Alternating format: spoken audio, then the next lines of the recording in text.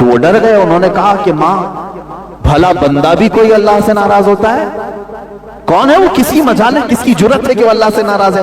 انہوں نے کہا لاکھوں بندے ہیں. کہا کیسے؟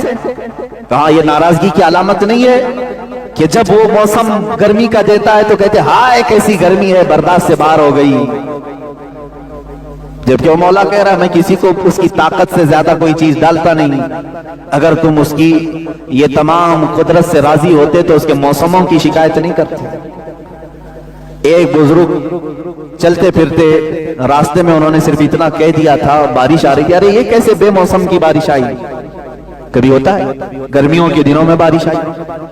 غیب سے انہیں ندا آئی، کیا ہے بندے، کیا اب تو فیصلہ کرے گا کہ بارش کب ہونا چاہیے اور کب نہیں ہونا چاہیے؟ وہ اتنا روئے کہ تقریباً 40 سال تک انہوں نے اپنا چہرہ آسمان کی طرف نہیں کیا.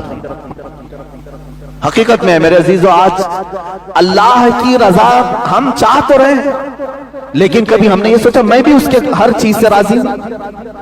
وہ بندہ راضی ہے جو اس کی دی ہوئے انعامات پر بھی خوش ہے اور اس کے دی ہوئے مصیبتوں پر بھی خوش ہے.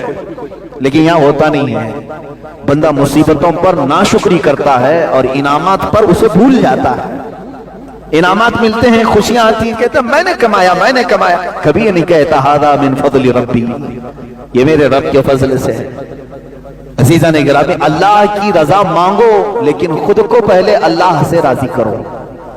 یعنی اپنے آپ کے دل کو بھی راضی کرو کہ جو کچھ بھی دنیا میں ہوگا وہ میرے مولا کی مرضی سے ہوگا.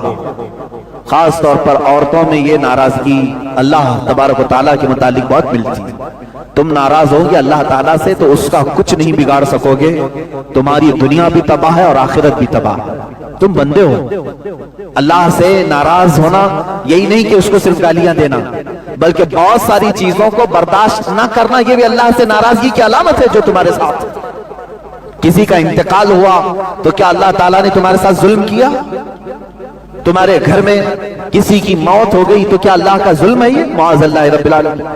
لیکن کچھ لوگوں کی زبانوں سے یہ جملے نکل جاتے ہیں، کم سے کم اس گھر پر تو رحم کرنا چاہیے تھا، اس گھر پر تو رحم کرنا چاہیے. ایک بات یاد رکھیں، وہ قادر مطلق ہے، اس کے ہر فیصلے میں کوئی نہ کوئی حکمت ضرور ہے. وہ کس کی موت کب لکھا ہے جبھی ہوتی ہے. یہاں تک کہ فرشتوں میں سے بھی مقرب فرشتوں کو بھی یہ اختیار نہیں ہے کہ اس کے دیے ہوئے وقت سے ایک آن پہلے یا بعد کو ٹال سکیں یا پہل کر سکیں. وہ اللہ رب العزت کی حکمتوں میں سے. بندے مومن کو یہ چاہیے کہ ہر کام پر اس سے راضی رہے، اس کے بعد اس کی رضا کا سوال کرے. بات صحیح ہے؟ پہلے خود راضی ہو اللہ کے ہر حکمت سے اور اس کے بعد سوال کرے اللہ تو بھی مجھ سے راضی ہو جا. تب بات دونوں برابر کہلائے گی.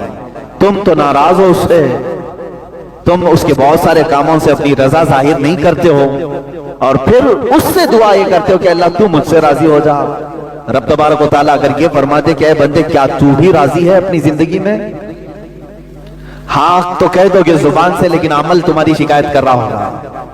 بیماریوں میں سب کو بتا دیتا ہوں، اچھائیوں میں کسی کو نہیں بولتا. دکان 100 دن چلایا، 99 دن فائدہ رہا، ایک دن نقصان ہوا. وہ نقصان کے دن کئی لوگوں کو شکایت تو کر دے گا، فائدہ جتنے دن ہوا تھا وہ سب کو نہیں بتائے گا. ارے نہ بتاؤ نظر لگ جائے گی. انعامات کو تو تم نے بتایا نہیں، خسارے کو سب کے سامنے ذکر کیا. صحت کا تو کبھی اعلان نہیں کیا کہ میں بہت ہٹا کٹا ہوں، صحت مند ہوں، اللہ کا فضل ہے. لیکن بیماری کو سب کے سامنے ذکر کیا. اللہ کی رضا یہ ہے جو قرآن پاک کی آیت ہی بتاتی ہے، انا للہ و انا الیہ راجعون. بے شک ہم اللہ کے لیے ہیں دنیا میں اور اللہ ہی کی طرف لوٹنے والے. بیماری اس کی مرضی سے، صحت مندی اس کی مرضی سے، دولت اس کی مرضی سے، غربت اس کی مرضی سے، کرسی اس کی مرضی سے ملے،